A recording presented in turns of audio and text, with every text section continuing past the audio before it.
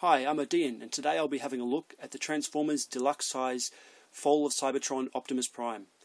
Straight off, when we have a look at this package, you can see that the card itself and the blister are almost identical in size to the Transformers War for Cybertron Deluxe Class Optimus Prime. The main differences being the figure itself inside the package is substantially smaller in the Fall of Cybertron version. One other design difference that I see is that on this Fall of Cybertron figure they've taken the opportunity to use a large amount of the space available for one graphic of Prime, whereas the picture of Prime on the previous box was more confined to the upper left corner. Prime is heavily featured here, and that's the first thing you see when you go looking for this. As a mint and seal box collector, I appreciate that. I mean, I do buy other versions of all my toys to open, but I have a large amount of mint and seal box in my collection, and the box art is important.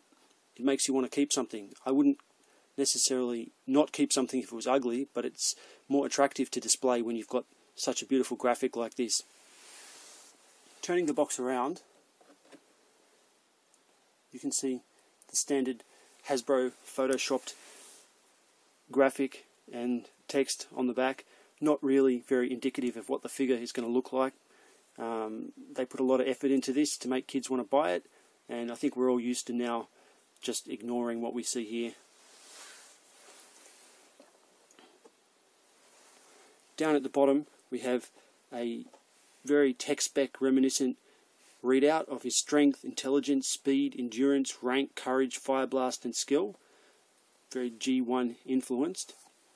And up the top here we have the writing, Optimus Prime, confronted with the inevitable decline of his homeworld into a long period of frozen, powerless hibernation, Optimus Prime faces a terrible choice: stay and fight to the finish, only to fall into stasis alongside his world, or evacuate and hope the Decepticons pursue him into space so that the planet has time to heal. I find it interesting, the idea that the planet has time to heal, because apparently 4 million years later, when we see these Autobots on Earth, Cybertron still hasn't really had time to heal. But anyway, it's good that they take the time to put a little bit of backstory in. Okay, I'm going to get this toy open. The first thing I'll say about this is that the figure does have some good qualities. So I'm not going to be totally negative on this, but it is much shorter than what I like.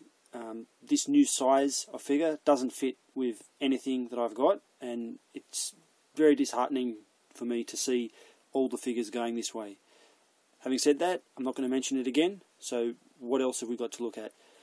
The posability on it is pretty good. Picking it up here, you can see he's in a reasonably good pose there.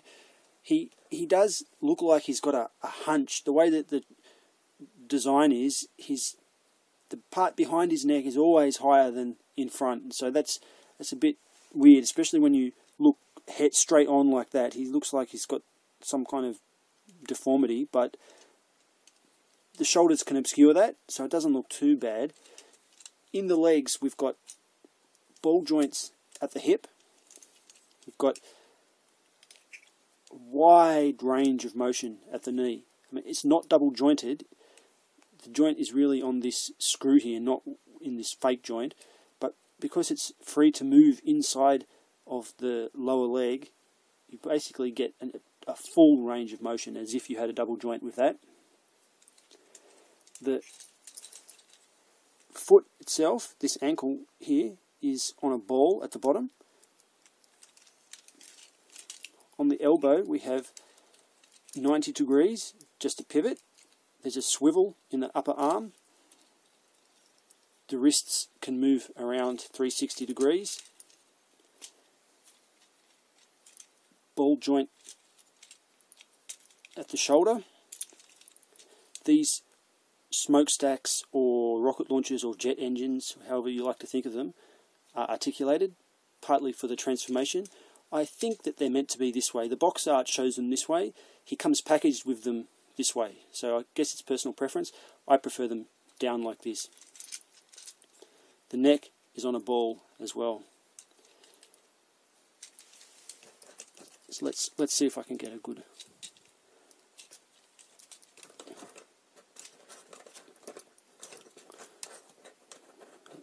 Not a ridiculous pose happening here. Oh. There.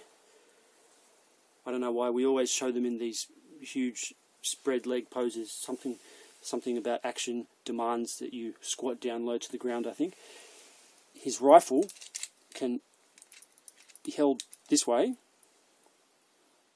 or you can pop it off and turn it over if you prefer and hold it that way. Make it a kind of huge pistol. I think that's pretty ugly. Maybe it's useful in the vehicle mode. I haven't seen that yet. As far as standing straight goes, he looks a little bit weak when you stand him straight. Take away the action pose and his proportions, they're not what I've been getting used to lately. Something seems a little bit off. I think what it is that although the arms are probably big enough, because they're a little bit high up and a little bit close together, he just doesn't have quite the heroic look that we've been getting in Prime for the last 2 or 3 years. With War for Cybertron, animated, the movie Primes, they've all seemed sort of more heroic. He's got 2 Autobot symbols, nice Autobot symbols there. I'm glad they've gone back to fully doing symbols instead of just blobs of paint. The face, if I zoom in, the face is nicely painted with silver on the face plate, silver on these vents, and silver on the crest at the top. And the eyes have been painted a vibrant pale blue. I always like it when they paint the eyes instead of doing light piping, because although light piping can work really well if you have a clear plastic, these days too many coloured plastics are being used in light piping, and I find that the coloured plastic just doesn't transfer the light anywhere near as easily as the coloured plastic, so you end up with a very dark zone in the eyes with a lot of figures. So I'm glad that we have the paint on the eyes, and I don't find it to be kind of any missing feature. Apart from that, we do have some other paint on this, most of it being silver. I already mentioned the Autobot symbols on the shoulders, which are beautiful and crisp. That silver paint is also carried through onto the upper arm here. These details on top of the cab, some more detail on the knees and the lower legs, as well as all of the wheel rims, being painted. So apart from silver, there's only one other colour that's anywhere on the body, and that is these black windows have been added in here. It looks alright because it's quite shiny, but I feel like we've been ripped off a bit with this. It could have been done in a clear, very smoky, dark black plastic. I know that there's no human drivers, so they don't really need a cab, but if you're going to put black stripes that are supposed to look like windows, I think you should go and make them windows. So that you can't have it both ways. Give me windows or don't give me windows. But it's not too much of a drawback. It looks pretty good. On the back of the figure, there is not much kibble. I mean, partly because the transformation is very simple. We just have a few details, like this little port here. We could plug the gun into that, and it would sit in there fine. But with the gun that he's got, it looks a bit ridiculous. If I hold it back here, you can see the angle at which it pokes up isn't very useful. Maybe if I put it the other way, it might be a bit better. No, it's not going to. There's no way it can fit in that other way. So I don't think this port is a great deal of use in robot mode. So now let's take a look at the transformation. Okay, he's pretty simple to transform. So the first step in transforming is grab his hands and turn them around 180 degrees so that they face outwards like that. The next thing is grab his feet, pull them forward and around till they're in front of his shins, like that. And you'll see at the back we have 2 little pegs. They're going to be used later on.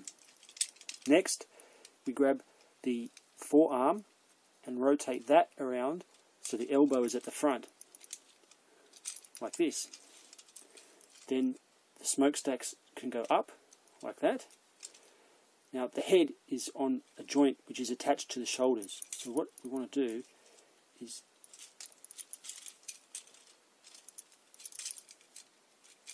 we want to get these shoulders to move down like that, and it will flip up this panel at the back.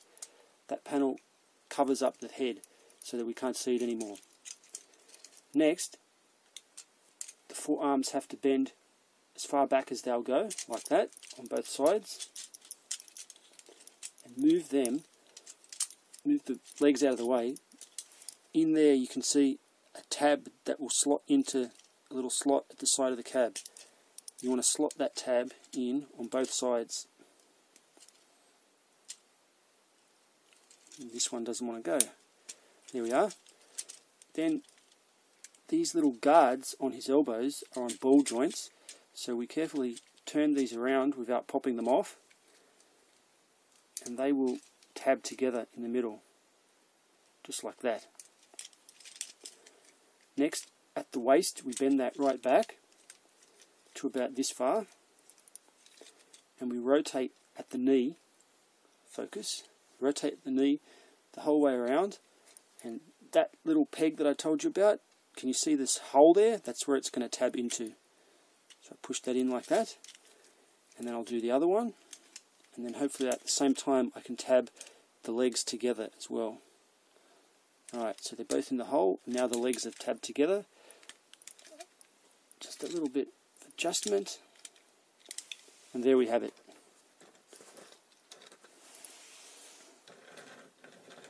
It's not quite right.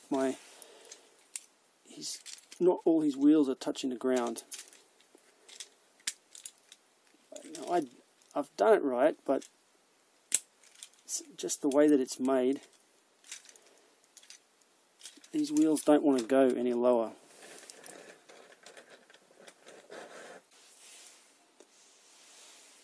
Okay, I just cut there because I tried to straighten off this wheel. Now I've done everything that I can to try and figure out how to get this wheel to touch the ground here, and it just won't do it. If you have a look in here, you can see that all the tabs are still exactly where they're meant to go, and the thing is it's put together solidly, but just the way that it is built, the middle set of wheels won't touch the ground, and unless I was to push down really hard, it wouldn't do it. I actually tried off camera pushing down really hard, but the only thing that happens when I push hard is that the feet untab from the back and it starts to fall apart. So, a bit of design flaw there. I mean, the knees won't bend over anymore. It's not something that I haven't done. It just seems to be built that way. Anyway, let's have a look at the design of this thing. Now, just obviously at first glance, it's very reminiscent of the design from the War Within Prime. I've got the die-cast one. Slipped my mind what that's called at the moment, but the angle at the front, it is reminiscent of that. But where it falls short is that this back section is far shorter than that was, and he doesn't really look like he's meant to be a truck. So it doesn't look like he's meant to tow anything. I mean, I'm guessing he could be made to tow something, because we have these ports on the back that the gun is supposed to peg into. This doesn't look very attractive. I don't think I'll be doing it, but we do have those ports. So at a later time, if we had a trailer, I'm sure that somebody could come up with a hitch to hitch him onto a trailer, but he doesn't look like he's intended to actually do that. Looking at it from the front, you can see that it again doesn't really look like a vehicle. To me, I can just still see his chest and arms. It seems just like half a robot. So whereas the War for Cybertron was a really nice alt mode, the curvy front of the truck looked like some kind of bullet train, maybe something like that. I was very impressed with that. This seems to be kind of half-assed design. I don't hate it, but it just smacks of weakness. It's not really a complaint about the size of the toy and how all the toys have shrunk now. What I'm getting at is that in his own line, in his own wave, he is no bigger, perhaps even smaller than the other figures. And I think if Hasbro are going to make Prime figures, like Optimus Prime figures, they need to be at least a little bit bigger than their contemporaries. I mean, if he's being sold with other figures in a line, in a wave, he needs to be the bigger one, not one of those guys, because Prime is the hero character, and he's supposed to be one of the tough guys of Transformers. You can't be selling the tough guy, the leader of the last Autobots on Cybertron, the savior of everyone, and he turns out to be shorter than everyone else. I mean, it's not appropriate. They needed to make him a little bit bigger. I had the same problem with the Reveal the Shield Laser Prime. Again, he was a smaller figure, but apart from the fact that he was a smaller figure, he was small in comparison to other figures from Reveal the Shield, and that's what I'm getting at. Prime needs to be a little bit bigger. For a size comparison, here we've got Prime next to a Power Core Combiner Commander. He's only a little bit bigger than that. Now we've got, who's this? Classics Sideswipe.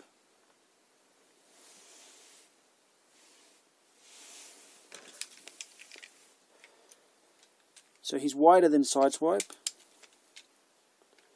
but shorter, so doesn't fit there. Here we've got him next to one of the big Daddy Primes. Look at that.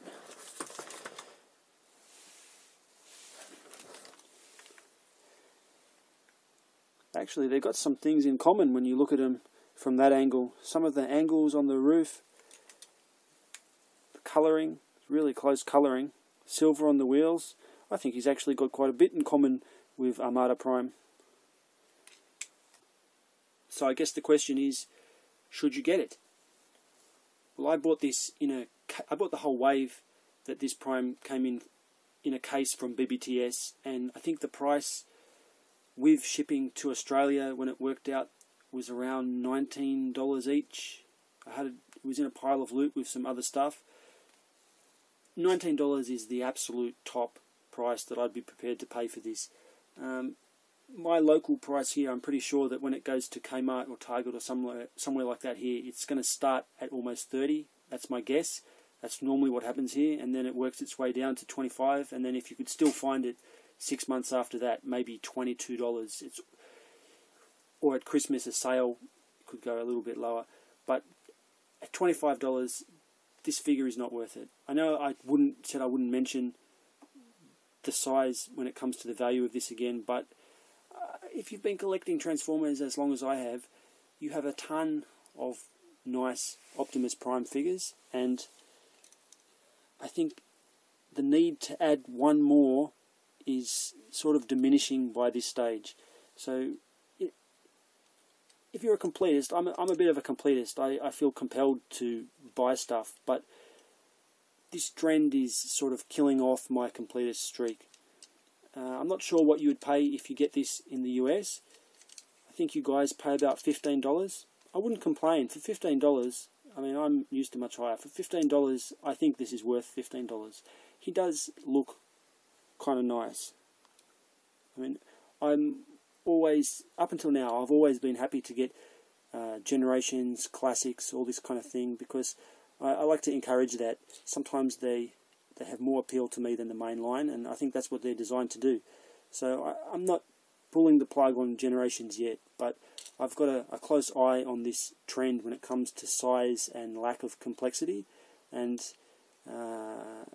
let's hope it was a temporary spurt. I think that Hasbro had to save some money somewhere, and that's what they did.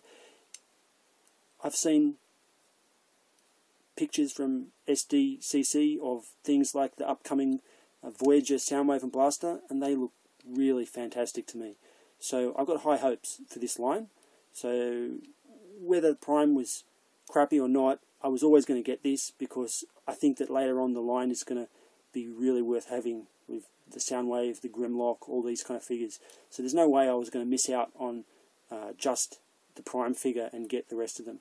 So even though he's got a few weaknesses, I think that anyone who's going to collect a line like I am, you should pick him up. So that's my sort of recommendation. Pick him up. He may or may not be worth it, but the whole line as a whole will be worth it. Thanks for watching.